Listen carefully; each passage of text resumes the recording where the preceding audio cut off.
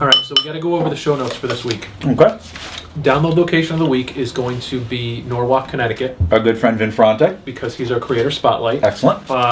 For reviews this week, I have The Answer, I've got Indestructible Hulk, and I've got the new Constantine series from DC. Very good. And our Out of the Long Box is a book that I have found, Zoo Funnies from Charlton, 1984. Never even heard of it, so that'll be a good Out of the Long Box for this week. It's got a squirrel holding dynamite. You cannot go wrong with that. Well, I mean, I'm assuming things will go wrong with that, but and of course this month we're celebrating our 7th anniversary. 500 episodes. Crazy. 500 episodes. I don't know that we have anything special planned, but it is pretty amazing when you think about it. You kind of think about where we've gone, what we've done. Where do we go? You know, I mean, the logical step would be TV. But is the world ready for us in our living rooms? I don't think the world wants us in their living rooms, but if we're talking pie in the sky, if we were to do some sort of a television show or something like that, I've always thought of what we do on Secret Identity as sort of capturing the feel of when we were kids. That, you know, Saturday morning, sitting down with a bowl of cereal in front of the TV and zoning out for 6 hours watching cartoons. And if there was some way that we could create a show that captured the feel of what we do on the podcast, all the things about the 80s that we love, all the things about comics and games and cartoons and all that kind of stuff, if we were somehow able to bottle that and give people the feel of that Saturday morning magic, then that to me would be something that I would love to do for television. No picking our nose anymore. No. No crotch grabbing. And certainly no doing nude shows anymore. We have to wear clothes. Right. But I think we could do, I mean, that's what I would like to do for the show. And we could, you know, the theme of it would be like Saturday morning special or something like that, where we would just, again, try to capture that magic of what it was like when we were kids and how we fell in love with all of this stuff. Well, we can just hope for that big bag of money to fall out of the sky right now. Yes, but since that's not going to happen anytime soon, finish your cereal and let's get going so we can record the show.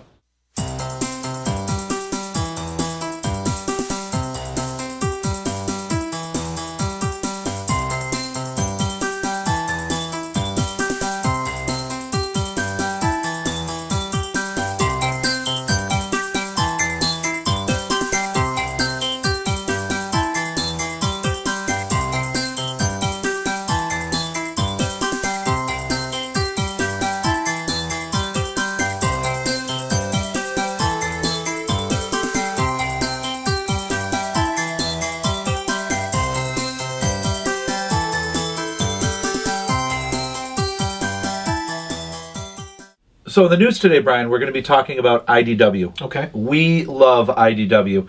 One of the books that they've got coming out is Doomsday Point One. Now, Doomsday Point One is sort of the retelling, like Battlestar Galactica, of the 1975 series from Charlton Comics, Doomsday Plus One. Which you just reviewed on an Out of the Long Box segment on the show not very long ago. Yeah, and it's Joe Gill, John Byrne were the creators of this one, and it took place... Sort of the apocalypse goes on. It was a nuclear holocaust, and you have 3 astronauts, 1 guy and 2 girls up in space. And there was sort of that love triangle. They come down to Earth. Now everything's starting to thaw, and some Viking guy gets thawed out as well. Now there's another love triangle. This one has 7 or 8 characters in it, so you've got, doing the math, you got a lot of love triangles that could possibly go on. But the basic premise of it is that these astronauts are up in space when the apocalypse happens on Earth. I'm noticing as I start to drop books from certain publishers, I'm picking them up from IDW. Right. I am kind of locked into that 10 to 12 books a week. And if I'm not reading a DC or a Marvel, I am going to be augmenting it with an IDW. It's the attrition that's going on now with IDW. And it almost seems like they called me up and said, what books do you want to have in our stable? Because you've got Doctor Who, you've got Judge Dredd, you've got Kiss, you've got the Teenage Mutant Ninja Turtles, Mars Attacks, all the things that I love, all those properties, and they are doing a smashing job with them. You're always going to have to find the next thing, because as we see now with the Star Wars license going back to Marvel eventually, if Dark Horse put all their eggs in the Star Wars basket, then they've got nothing left when that happens. And I almost feel like that is a pit that Dynamite fell into for a little while, where when you lose a big property, then it all kind of goes, or more recently probably Devil's Due, who really hung their hopes on G.I. Joe, and when G.I. Joe moved out of Devil's Due, that was like the death knell for them. The books are coming out, the quality, and if you've noticed, Brian, no longer am I talking about IDW as being the best smelling books in the industry. They're just hammering them out. The new G.I. Joe is a perfect example. I'm kind of glad that you're not talking about the smell thing, because that was weird. Okay, so here we are in the bowels of the diner for what else? Our horror segment. And Keith is one of my favorite horror fans around. In fact, one of the reasons that we became such good friends in the first place when we first did our initial team up with the Hero Envy guys was because Keith and I immediately found out that we were both huge horror fans. And so we tried to think about, well, what would be a good subject to talk about on the show? And we settled on The Walking Dead, not just because it's hugely popular right now, and of course the television show is like the highest rated show on cable, but because the series, as it compares to the comic books, has gone in a couple different directions, one of which Keith can sort of talk about, and the other which I'll sort of talk about. So a lot of people, Keith, have seen the television show, but have never read the books that sort of kicked the whole thing off, and there's some major differences between The Walking Dead comic by Robert Kirkman and The Walking Dead television show, which not only Kirkman has involvement with, but a lot of other people as well. How do you, as someone who is a big fan of horror and a big fan of Walking Dead, sort of compare those two, and do you have a preference for one over the other? Yeah, no, it's true. It's definitely true. The comic is its own thing, and the show has kind of gone off in its own direction. I actually want to even go back to say that Walking Dead is just the modern incarnation of George Romero films. Right.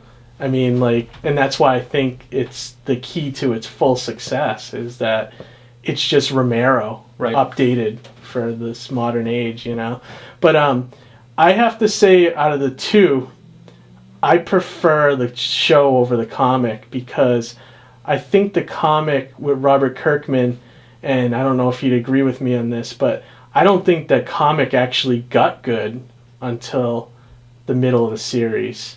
I think the show takes more time with the characterizations, adds a lot of stuff, and doesn't feel the need to stay within the comic continuity, which I think is a great thing, and does whatever works best for television versus following the comic. Yeah, and I feel like where the show, and to go back to what you said about Romero, what Romero did in some of those movies was almost showed you the whole humans are the monsters, the zombies aren't really the monsters in this thing, and he also took particular zombies, you know, like in Land of the Dead and in Dawn of the Dead, where you saw zombies almost taking on human qualities again and things like that. And so you see that in how the family members at the farm were treated in the Walking Dead television show. So definitely borrowed a lot from those early Romero I agree. movies. And then a little known fact that I don't know if you guys know this, that Robert Kirkman created Walking Dead because he was always wanted to know what happened at the end of the Romero films. Like in Dawn of the Dead, when they get into the helicopter and leave the mall, he wanted to see where they went and like what happened next in the story. So that's sort of his inspiration for Walking Dead. And I think it's so apparent in the show that that's what they're doing, you know? Right, and they let the characters breathe more in the show. There's a lot more character development in the first couple seasons of the show than there is in the first dozens of issues of The Walking Dead, the comic book. And as such, you've seen characters develop on the television show that were either not even in the comic to begin with, or were given a very short lifespan in the comic. You know, like Shane was. Who Shane, it's a perfect example. Like, in the show, the characterization of him was done so much better. You actually got to see him as degrade to the point he did in season 2. Right, and I think to transition into the thing that I'm going to talk about here, another character that was pretty much developed for the television show and became the most compelling character in the show, especially when Shane was no longer around, was Daryl. Yeah. Daryl has become almost the protagonist of the show now, and I have lately been playing the new video game that's based on that show. Is called Walking Dead Survival Instinct. Oh, okay, yeah. And what the game does is it looks at the period of time before the first episode of the television series, and it focuses on the Dixon brothers. So you've got Daryl and Merle Dixon, who are basically traversing the Georgia countryside. And in the beginning of the game, it's just Daryl, and he eventually runs into Merle, and he starts to notice that things are going bad, and then he hops into a truck with one of his relatives, and they start going from town to town, and he's seeing not only what survivors are left and sort of hearing from them what their experiences are, but also seeing for himself as you go along. And when you go into a town, you can actually send one of your party members off on their own sort of side mission where they will gather gasoline for your truck, or they'll gather parts, or whatever the case may be. Is it a first-person shooter? It is a first-person, okay. but it's not a shooter in the sense that the emphasis is not on guns. Obviously, Daryl is more of a hunter with a bow. Yeah. The game is more of a stealth zombie game. So as opposed to, Left 4 Dead, where you're just cutting down hundreds and hundreds of zombies at a time, with the Walking Dead survival instinct, it really is about evading. You can throw bottles or flares to distract them and then sort of sneak around behind them. Some of the mechanics are implemented well, some of them not so well. Yeah. But I think it's worth playing just to see sort of their take on it. And if you like Daryl as a character, Norman Reedus voices Daryl and Michael Rooker voices Merle in the game, which is kind of cool. There's people out there who don't even realize that came from a comic. Oh yeah, I'm sure. And the popularity of it is ridiculous. Right.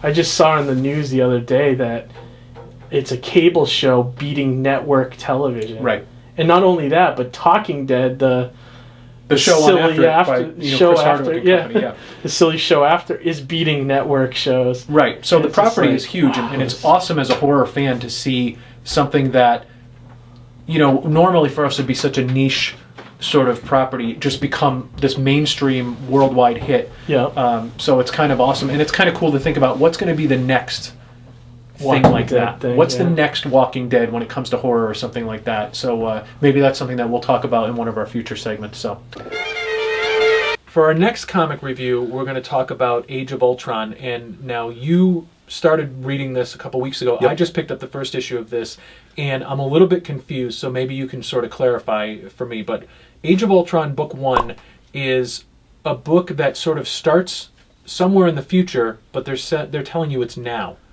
And it's essentially like Ultron has come back to the Marvel Universe and completely taken over, but I don't know how that happened or when that happened, because you open up issue 1 and it's happened. To me, this is almost reading like a what if. This is what if Ultron came in, sucked out the world, automated everything, and now even the heroes and all the villains are living underground.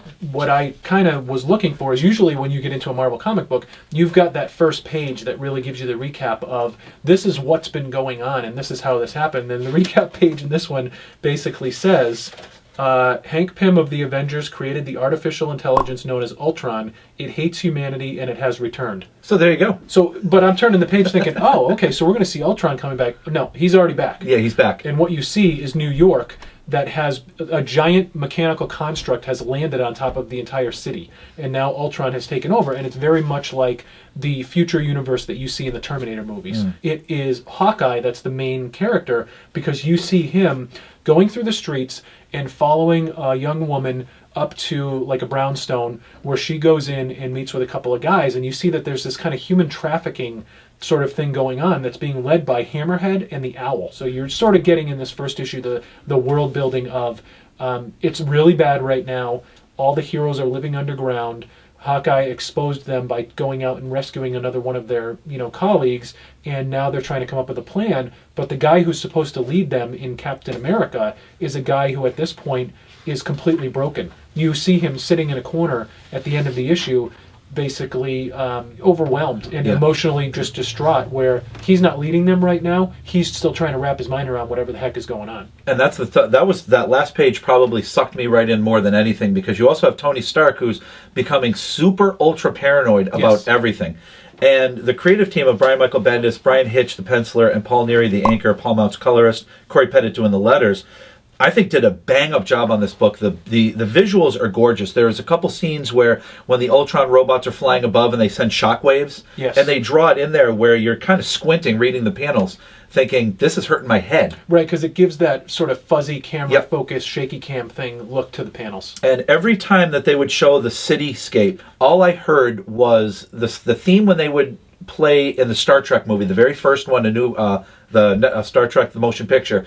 Every time they'd show the Klingons and you'd hear that, right. I heard that every time I saw it. Inception music and stuff like Absolutely that. Amazing. And I really like this. So as somebody that's not a Marvel guy per se, this book really sucked me in. And again, I look at it as a what if. Well, and I'm sure I'll be corrected on this by people who have been sort of reading the Avengers and stuff like that, but there must be a setup somewhere for this, because to turn the page of issue number 1, I just think about it, I'm always thinking about it from a new reader standpoint. And if it doesn't fit anywhere within continuity, throw the what if title on the top of it, because that, to me, that sort of answers all questions like, oh, completely different universe, totally get that, this is a what if, I've got no problems with that. But you're right, the issue itself is, it's a grim, futuristic reality, and certainly an interesting read.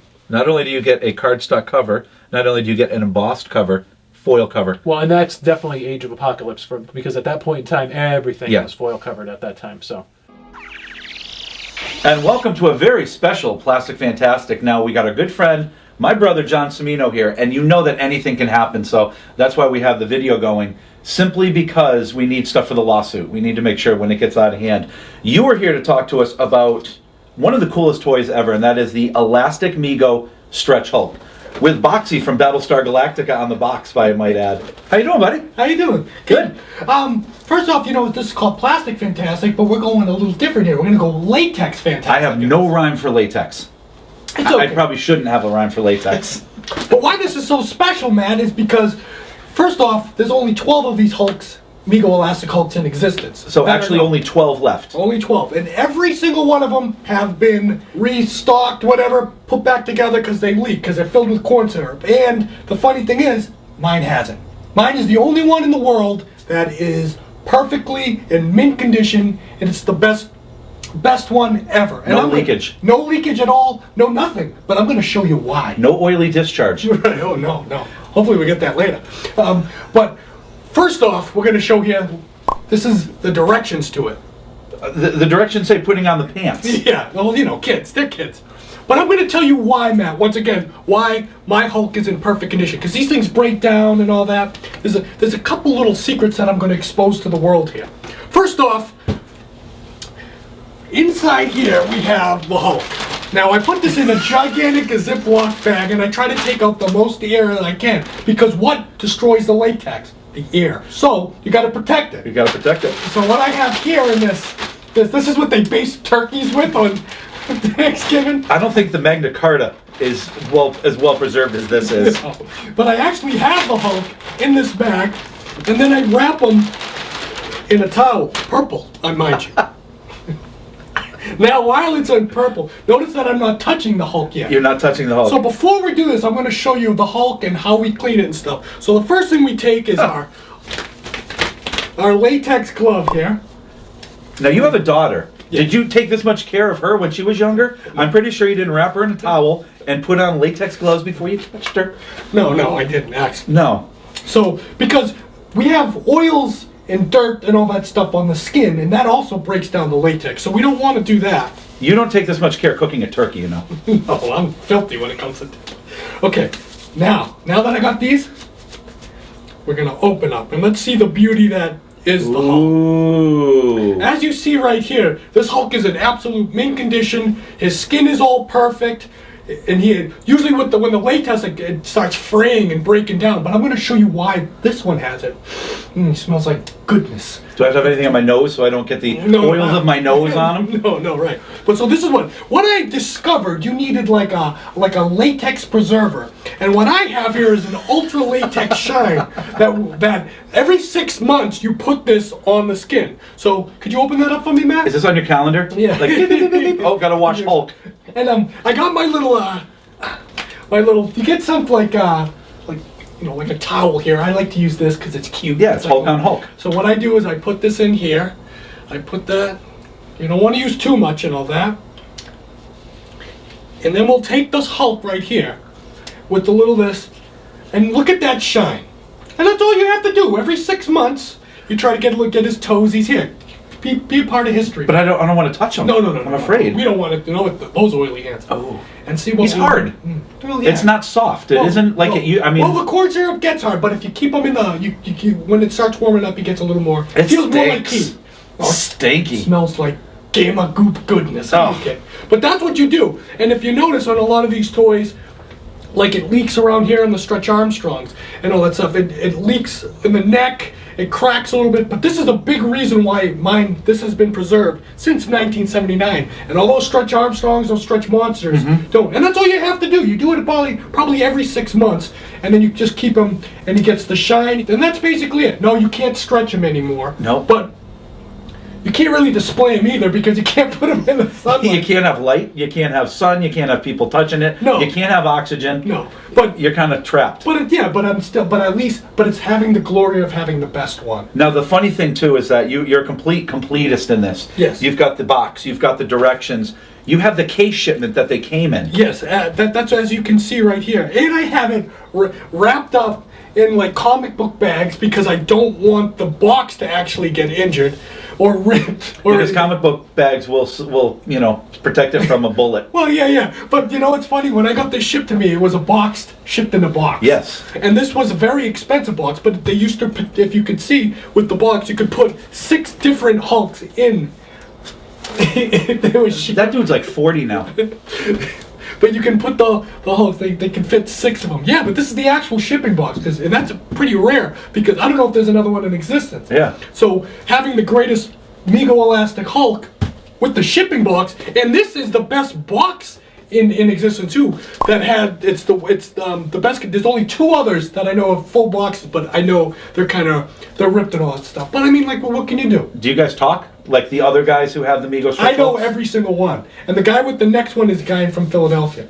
So, is there ever been a thought? I don't want to know where he lives because I'll bring a little pin and I'll prick it. That's what I was wondering. I was wondering Okay. about that. Now, I hate to do this because as far as collections go, we don't collect for the value. We No. certainly don't do that. Obviously, No, look at the care. Right, but the reason why I care so much for it is because I've wanted this figure since I was a kid, and it eluded me for 25 years. And when I finally got it, I actually ended up getting the best one ever. I had to take care of it. Yeah. You know, what can you do? And in the geek circles, I'm kind of a big deal with this thing. Oh, you're a big deal wherever you go. Put a price on this figure. Okay, the box right here, the shipping box, you got an estimated value of about $500-600. Good Lord. How much did you pay for that? Just for the box.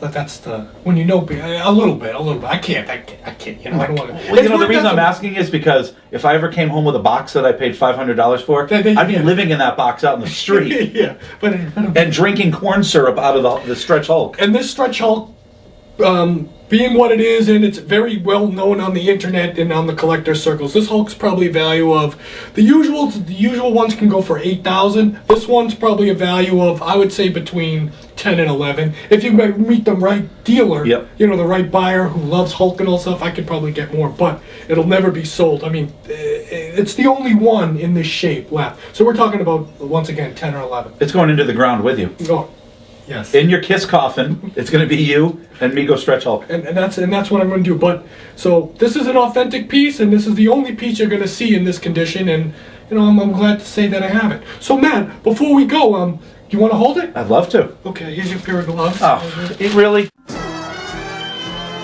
And we are back here at Secret Identity with our Creator Spotlight, and joining us today is our very good friend, Mr. Vincent Ferrante, the creator of Witch Hunter and the man behind Monarch Comics. How are you today, sir? Good, man. How you doing? Thanks for having me. I really appreciate it. It's always a pleasure whenever you come to town, and usually we come to visit you. You came to visit us today, which is kind of a reverse. Yeah, I took the train. We're thankful that you came to sit down with us. So, of course, we want to talk to you about Witch Hunter, which is kind of the reason that we came together in the first place when we met you way back at a Big Apple Comic-Con. Mm-hmm. That was actually my first convention that I had gone to. That was before I had started exhibiting at the New York Comic-Con. Yep. My wife said, they're doing interviews. Go over and talk to them. And when I went up to Matt, Matt had told me afterwards, he's like, we really didn't like doing interviews cold because I didn't know the book or anything like that. But as soon as he saw me holding a Commandy comic book, which is one of my biggest influence, he says, I can talk to this guy. Yep. You just learned the magic of how we approach interviews. Like, especially with Matt, like, he likes to go into interviews with a plan, or at least a common thread. Yep. So as soon as he saw the Commandy comic, that totally, everything else went out the window. Like, oh yeah, no, I can connect with this guy. Yeah, you are now my best friend. And then as the years have gone on, I think of all of our friends, he's the only one that we have that could read your book and my book and get something out of it because he's into both. Right. Definitely, we sort of, it's almost like we're we're sharing a boyfriend. It exactly Because, is. like, there are certain things that Vin and I enjoy, the horror stuff, and then there's certain things that you guys enjoy that are really not my cup of tea, which is like the Planet of the Apes stuff and things like that. But somewhere in the middle, it's like a peanut butter cup. It's like he's tired all the comes time. Look at together. the poor guy. We're wearing him I do out. take a shower in between hanging out with either of you just to be cool. That's always Yeah. a good precautionary measure just to begin with. But enough about our past history. We have been good friends for years now, and we love to talk to you about Witch Hunter. So for those who might be listening to this show or seeing this show for the first time and are not familiar with Witch Hunter, give us sort of the elevator pitch for Witch Hunter. That's actually how I was going to put it. I mean, the elevator pitch, especially when I'm talking to people now about like film stuff, is that Witch Hunter is essentially Indiana Jones if he was inside the world of Dark Shadows. He's somebody who is extremely irreverent and doesn't really take himself too seriously and is trying to show humanity that they need to sort of see that potential in themselves.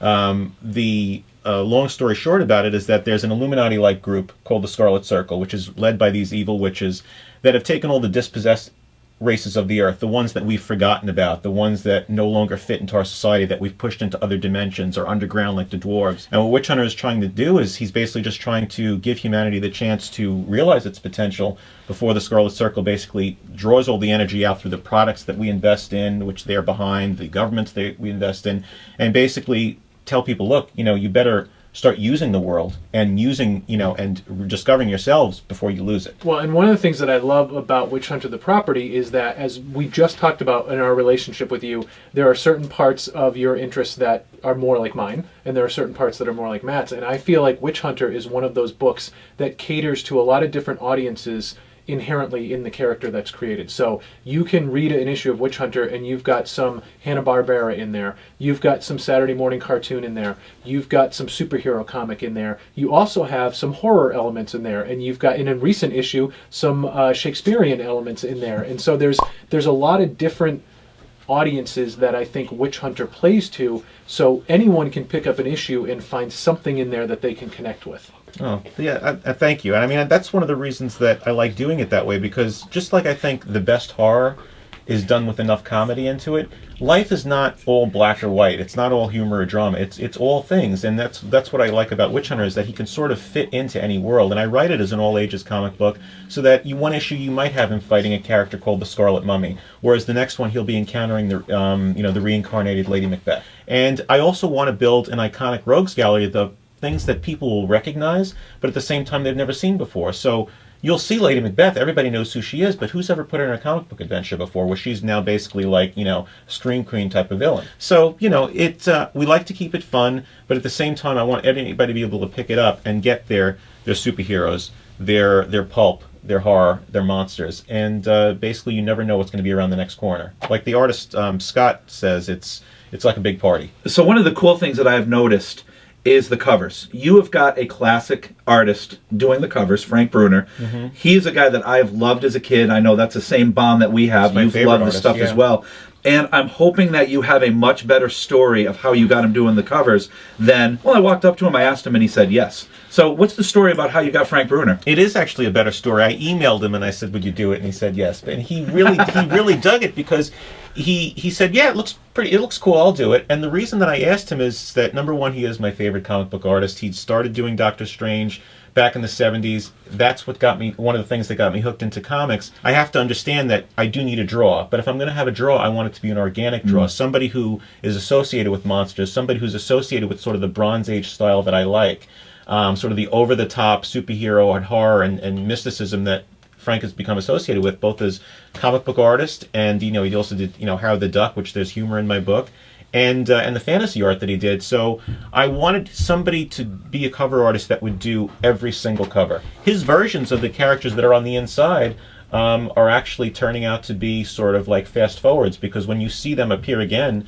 they're going to basically be like how he did them on the cover, because they're slightly different on the inside, because he said, I got to be honest with you, I like to draw babes. You grew up in that area of Charlton Comics. You grew up in the era of Charlton Comics. Mm-hmm. Is it something that you kind of maybe got locked in your head in some way, or did you purposely go, I want to make it feel like a comic from the 70s? Well, one of the things I like about the 70s, or what's become to be known as the Bronze Age, is the fact that they were allowed to take chances. And oftentimes you find that when people are left alone, like with the current stuff, like with Daredevil, that basically Mark Waid is left alone, you tend to produce the best stuff. And I liked the 70s stuff because they were throwing everything up against the wall and seeing what would stick. So you had like this entire range of all this great horror and this great fantasy stuff that was being done. And I wasn't setting out specifically to do a book just like this or just like that one, but the things that influenced me the most growing up were the Tomb of Dracula, Commandy, the creepy and eerie magazines, and the Charlton comics, because they just had that, they really made spooky fun. It was just like a perfect mix of like darkness and fun. So let's talk a bit about where the business model has come over the past few years. When we first met you, you were obviously just starting out the book. Now, you mentioned New York Comic Con. Every year we go to New York Comic Con, you've got a gigantic booth there. You show up every year with a few more issues under your belt. You've now got trade paperbacks under your belt. Talk a little bit about where things are at right now with the business of Witch Hunter and sort of what your plan is for the upcoming year. I met somebody through doing a nice premiere booth at the New York Comic Con, a man named David Daub at Dust Comics, and what they do is every 4 issues that I publish, they repackage it into a trade, and they're now releasing them on Barnes & Noble and Amazon.com, which legitimizes me farther, and at the same time helps people get the books a lot easier. I also do a different edition. This is the standard edition. Then I do a different edition with Drive-Thru Comics, where it's a little bit larger in terms of trim size, a little bit longer, where you get some extra backup stories and stuff like that. We were just licensed about 1.5 years ago from an Italian publisher, so now we're being translated into other languages. I was able to get a agent who's trying to get me translated. But the biggest part of the business plan going forward is that I want to find a publisher to take the single issues off my hands. So what I'd like to do is license that to them so that they can get the comics anywhere, and maybe even sub-license the rights to the trades so that whoever does the comics doesn't have to worry about printing the trades. The trades will be printed for them, but they'll get their logo on there too. Right. So everybody would win, and Witch Hunter would be able to be put into more hands. So that's really, anybody who's watching out there, just make me an offer. So, I'm up really late, and I love doing this, which is the reason that I'm doing it. But at the same time, I'd get a lot more sleep, so I'd really appreciate that. So, I love the connection to, I love the Italian version of the book because there's such a rich horror history. Yeah, coming out of Italian Italy. comics When you look at films. When you look Yeah. at like Fulci and Argento and things like that, so to have a version of Witch Hunter that's translated into Italian, awesome. And I'm thankful that you said that it was in a different language. I was thinking, oh boy, I definitely need to start wearing my glasses now when I read comics. So where can people find out more about you and what's going on and the world of the Witch Hunter? Well, we've got a new website, monarchcomics.com. And we're also on Facebook as Monarch Comics. Well, we've certainly had a lot of fun sitting down, talking to you. It's a pleasure to have you out to Secret Identity headquarters as opposed to, us usually coming out to visit you. And thanks for your time. We will absolutely see you at the shows we go to in the near future. And as always, we will keep reading Witch Hunter. Oh, thanks so much. And I'll see you in a few minutes for lunch. So, I think if we took everything that makes up Secret Identity and we figured out how we could translate that to a visual type of show, I think that would work. I think we can capture the magic of Saturday mornings and bring that to people in a way that they would want to see it. I think it'll work. I think we should be moving into video. Perhaps we will.